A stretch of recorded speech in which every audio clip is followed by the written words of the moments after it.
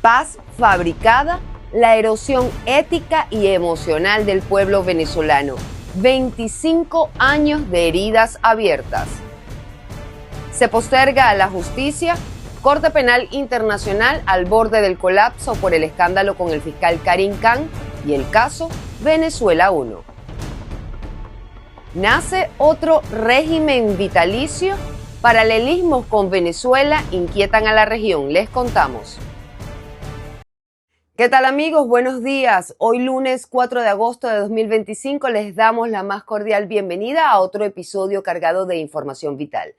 Ya estamos listos para despejar todas las dudas y descubrir la verdad detrás de las noticias. Esto es Impacto Venezuela en su emisión matutina. No olviden suscribirse a nuestro canal de YouTube, activar las notificaciones, compartir y, por supuesto, comentar. Ayúdennos a mantenernos conectados con ustedes. Soy Mildred Manrique. Comenzamos. Mientras el discurso oficial presume de una supuesta paz, la realidad es otra. Venezuela enfrenta también una crisis invisible que ha desgarrado su esencia. 25 años de distorsión de valores, rencor político y familias fracturadas han dejado una herida social profunda que no cicatriza. Hoy, en este especial de Impacto, Katherine García nos muestra la otra cara del país, la que el poder intenta ocultar. En las calles de Venezuela ya no se ve la escasez de los años pasados. Los anaqueles de las tiendas están llenos de productos, pero a precios inalcanzables para la mayoría. La inestabilidad económica y una inflación constante han creado una ilusión de normalidad que esconde una profunda distorsión social. El gobierno, a través de sus canales, promueve la imagen de un pueblo feliz y en paz, inmune a los supuestos planes desestabilizadores. Sin embargo, bajo esta narrativa oficial se gesta una realidad mucho más compleja, una sociedad que ha perdido sus valores fundamentales, su esencia, y que lucha por sobrevivir en un entorno de división y precariedad. Verdaderamente imposible separar las formas del lenguaje de una determinada situación o coyuntura política, social y cultural tan fuerte como la que hemos tenido los venezolanos en estos últimos años. Es imposible separar una cosa de la otra. Y obviamente el lenguaje que estamos utilizando es un lenguaje de odio, de resentimiento, de frustración, porque es el lenguaje de la crisis. Es un lenguaje que está fracturado en sí mismo. Y por supuesto, eso nos lleva a una profunda meditación sobre la necesidad de superar nuestros propios problemas. La crisis no es solo económica, es un problema social que ha erosionado el civismo y la educación, la falta de valores, la distorsión generacional y la pérdida del sentido de la venezolanidad. Son las heridas más profundas. Esta división, que se ha agudizado por más de 15 años, tiene sus raíces en la política. Con la llegada del chavismo, el país se fracturó en dos bandos irreconciliables, chavistas y opositores. Y esta división ha sido alimentada por una narrativa gubernamental de confrontación que, bajo un velo de socialismo, destila odio y venganza hacia los disidentes. Irónicamente, la llamada ley contra el odio parece diseñada para proteger solo a los defensores del chavismo, silenciando y sancionando a aquellos que se oponen a la narrativa oficial, mientras los ataques a los opositores quedan impunes. Desde el punto de vista estrictamente filosófico, cada vez que las formas apuntan hacia una determinada dirección, bueno, eso es parte constitutiva de la situación dentro de la cual se encuentra el contenido. Es decir, las formas y el contenido, a pesar de que muestran un desgarramiento, son síntomas la una de la otra de una situación de crisis orgánica. La polarización ha destrozado los lazos de confianza y ha convertido la diferencia de pensamiento en una enemistad irreconciliable. En esta sociedad, la empatía y la tolerancia han sido sustituidas por el rencor y la desconfianza. La erosión de los valores, la distorsión de la historia y la justificación de la violencia verbal y simbólica contra el enemigo político han creado una sociedad donde la convivencia pacífica parece un recuerdo lejano, lo cual trasciende en redes sociales. La verdadera desvalorización de la sociedad venezolana no está en los problemas económicos, sino en cómo esta fractura ha corrompido el alma del país. Para reconstruir el futuro, Venezuela no solo necesita estabilidad económica, sino un profundo proceso de sanación social que permita cerrar las heridas abiertas por la política y volver a encontrar un camino común. Informó para ustedes Catherine García, Somos Impacto Venezuela. Interactuemos con la pregunta del día de Impacto Venezuela. La de hoy es la siguiente. El chavismo ha sembrado una ilusión de paz en medio del rencor y la confrontación. La desconfianza domina, la empatía se pierde y la venezolanidad se diluye en la polarización, dejando un país herido que lo que necesita es mayor atención. Pero ¿tú qué crees? ¿El futuro de Venezuela depende más de un cambio político y económico o de una sanación social profunda? Argumenta tu respuesta, los comentarios están a tu disposición. Te leemos en la emisión estelar. La investigación que lleva adelante la Corte Penal Internacional por presuntos crímenes de lesa humanidad cometidos en Venezuela no se va a detener, pero sí puede enfrentar un nuevo revés. La Sala de Apelaciones le solicitó al fiscal Karim Khan que se aparte del caso Venezuela 1 por conflicto de intereses. Si Khan acepta excusarse, el expediente pasa inmediatamente a otro fiscal, pero esto ralentizaría inevitablemente el proceso y abriría otro compás de espera en uno de los casos más emblemáticos ante el Tribunal Internacional. Halim Naim con el informe. La Corte Penal Internacional solicitó al fiscal jefe Karim Khan que evalúe su retiro del caso Venezuela 1, que investiga crímenes de lesa humanidad cometidos en el país. La razón, un posible conflicto de intereses que podría comprometer la imparcialidad del proceso. La Sala de Apelaciones le otorgó un plazo de 3 semanas para decidir si se excusa, lo cual abriría un nuevo ciclo judicial, implicando la reasignación del expediente a otro fiscal, retrasos en la investigación y un reacomodo en la estrategia de la Fiscalía. Se trata de uno de los casos más delicados y politizados en la historia reciente del tribunal. Es una corte que sí tiene una cierta tilde política, tan es así que muchos de sus jueces tuvieron carrera jurídica, pero más política que jurídica, y hay mucho cuestionamiento de si son las personas más competentes para ser jueces de la Corte Penal, y también muchos critican el proceso por el cual se seleccionan a los jueces. Ahí hay todo un tema también, ¿no?, que implica con este tema de, vamos a decir, influencias políticas dentro del sistema de la Corte, pero más un tema de favoritismos e influencias en cuanto al nombramiento de jueces y fiscales y funcionarios que en cuanto a la toma de decisiones. La solicitud de excusa tiene como origen una recusación presentada en septiembre de 2024 por una organización civil con sede en Washington. En ella se alegan vínculos profesionales y familiares entre Khan y la actual representante legal de Nicolás Maduro ante la Corte Penal Internacional. La Corte no entra aún a juzgar la conducta del fiscal, pero advierte que la percepción de imparcialidad institucional también es parte del compromiso con las víctimas. Por eso sugiere que se aparte para proteger la credibilidad del proceso. Y finalmente está el último problema, que es que en el supuesto negado de que se emita una orden de detención por parte de la Fiscalía de la Corte Penal, ellos tendrían que tener la colaboración del gobierno de Venezuela para que puedan mandar a la persona acusada, que evidentemente no pasaría. La Corte se activaría en el escenario donde hubiese un cambio político en Venezuela, pero ahí no tiene mucho sentido que se active la Corte, porque probablemente el sistema de justicia nacional se activaría y la Corte diría: yo no tengo que jugar aquí porque el sistema de justicia nacional está actuando.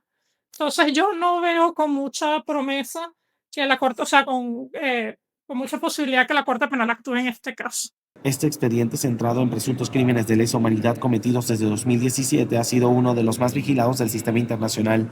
La decisión final de Khan podría definir el ritmo y la dirección del caso. Si se excusa, se abriría un nuevo ciclo procesal que dilata respuestas. Si se mantiene, aumentará la presión sobre la Corte para garantizar transparencia y neutralidad. En cualquiera de los escenarios, el mensaje es claro: la justicia internacional también se debate entre la legalidad, los tiempos políticos y la percepción pública. Para Impacto Venezuela, Halim Naim. Frente a un terrorismo de Estado multidimensional, ¿es posible luchar internamente? Para el politólogo José Vicente Carrasquero, la organización clandestina de los venezolanos es la clave. Hoy comparto con ustedes un extracto del análisis que hizo en mi programa dominical Cara a Cara. El contenido completo lo pueden ver por el canal de YouTube de Impacto Venezuela. primer mandatario no significa el que manda más. El primer mandatario es una persona que recibió un mandato. ¿De quién recibe ese mandato? Del pueblo. El pueblo vota por él. Entonces, en este momento, llamar a Maduro mandatario es absolutamente un error de concepto. Todo esto es un terrorismo multidimensional, omnipresente en la situación venezolana, y eso, por supuesto, lleva a la gente a sentir lo que es el efecto del terrorismo, a sentir miedo, a sentir terror.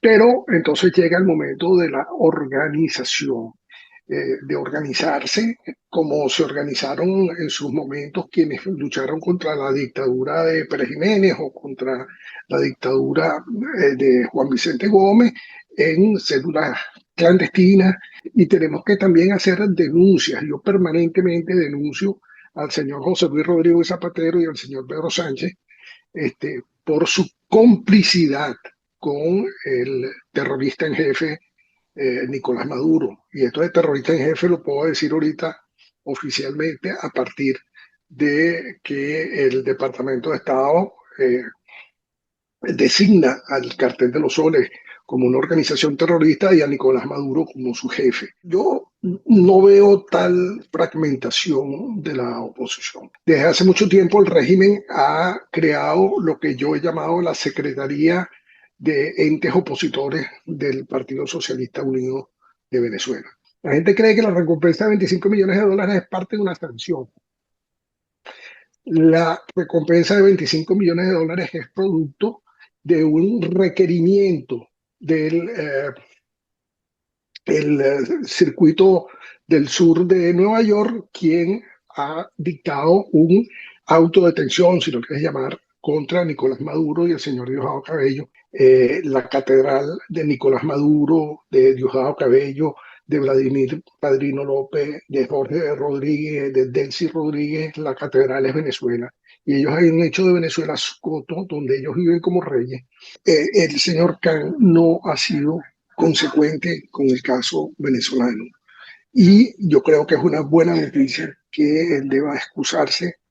Sería lo mejor que pueda hacer, excusarse del caso venezolano y darle paso a otro fiscal que pueda definitivamente llevar adelante este caso. La gente va a decir que estamos frente a un asunto de retraso, pero más retraso que el que le ha impuesto el señor Khan a esto no puede haber.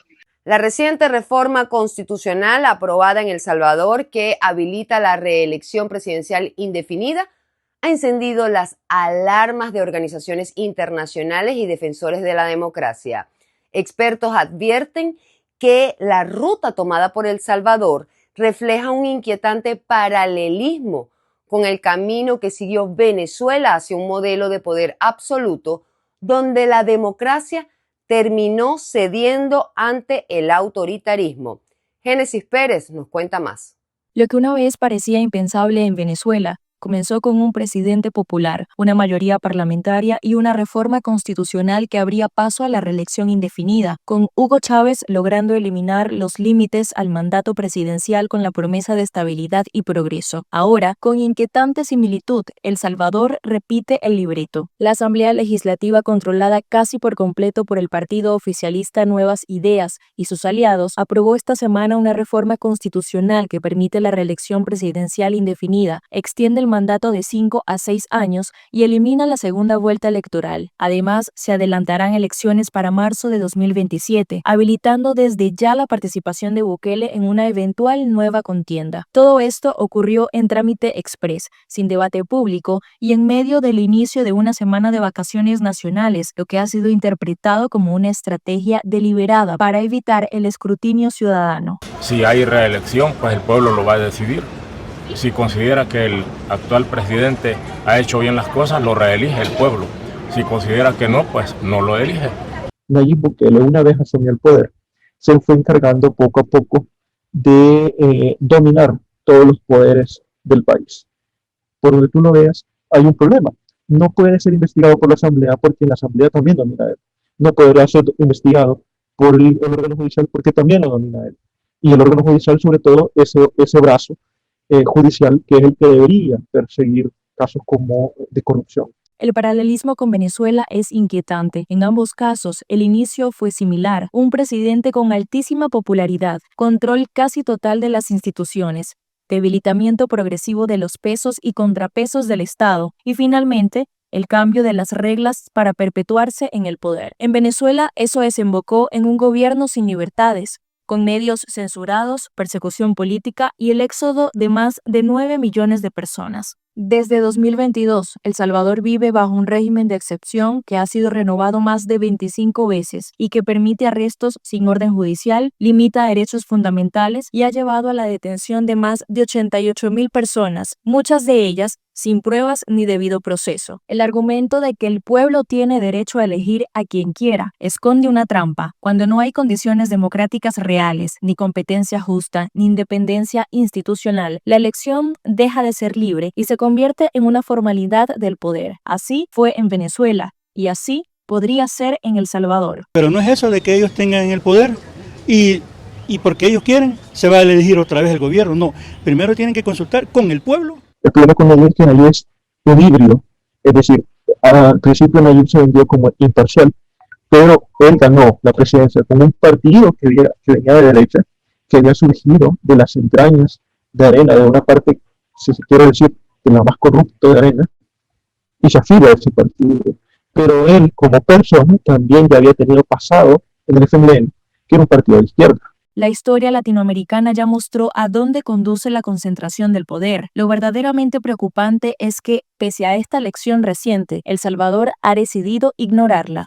Amigos, muchísimas gracias por acompañarme cada día en el noticiero de todos los venezolanos, Información sin Censura.